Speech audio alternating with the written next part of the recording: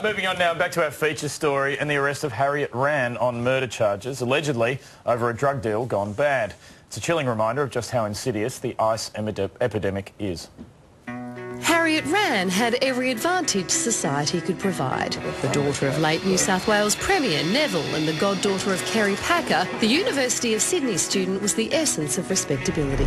But today the 26-year-old was charged with murder, attempted murder and aggravated break and enter over the stabbing death of Daniel John McNulty in Redfern on Sunday night. If you're in court and you listened rather than annoying people, you would have heard not guilty. Police will allege Ms Rann was at the victim's unit to buy ice in the company of two men, also charged over the murder. Could hear screaming non-stop. I thought about ringing the police, but because we hear this every night, why bother? Ice addiction can cause paranoia and psychosis, and the drug has been linked with a number of murders.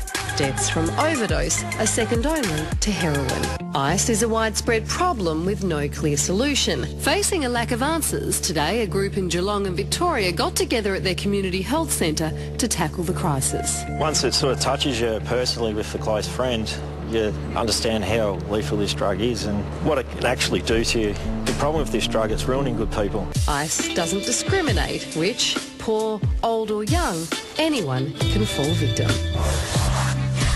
Jack Nagle is a drug counsellor who is a former ice user himself. Jack, let's start at the start. How did you get addicted to ice? Oh, look, I was using various different drugs, and I was using amphetamines, commonly known as speed, which is not quite as strong as ice, and I started using ice because it was stronger and it got me where I needed to go a little bit faster than speed did, and I didn't have to spend as much money at first.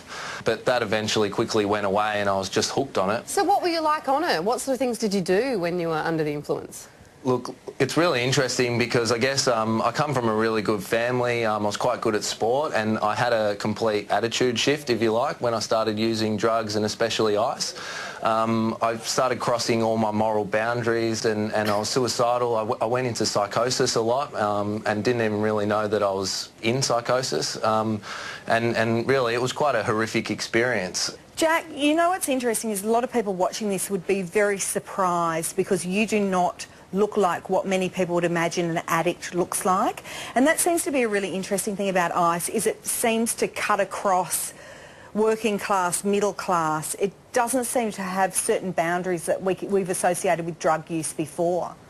Yeah, that's 100% right, and it's something that we see a lot out at Rehab, is that ice is widespread across the community and people use it for a number of different reasons, and we get a lot of business people using it, but people that I see on a daily basis at work, you know, sometimes don't look like they've even had a problem with drugs in the past. Do you ever worry? Are you scared of a relapse, or you feel like you're past that point now? Oh, 100%. I think I'm on a lifelong journey with this, and you know, just because I've stopped using it hasn't gone away. If I stop participating and talking to people, and you know, like getting involved in therapy and things like that, then you know, I do believe that I am at a good risk of going back to it.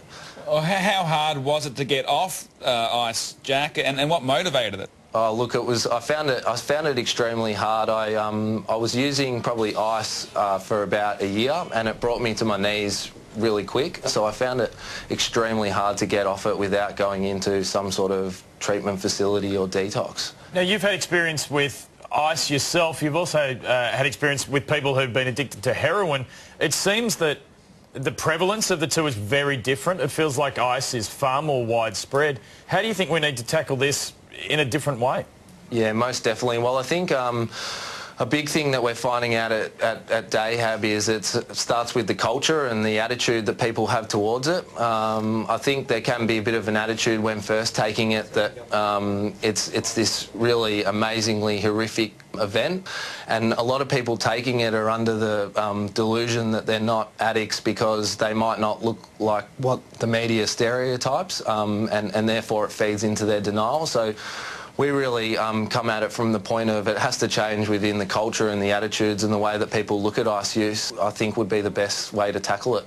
We've got a long way to go with this one, but Jack, thanks for helping us start the conversation. Thanks. And good on you for helping others too. I'm sure you're making a massive difference. Yeah, thanks a lot. And if you or anyone you know is struggling, you can always call Lifeline on 13 11 14. For more information on addiction treatment, head to our website. We're going to take another break now. We'll be back in a moment.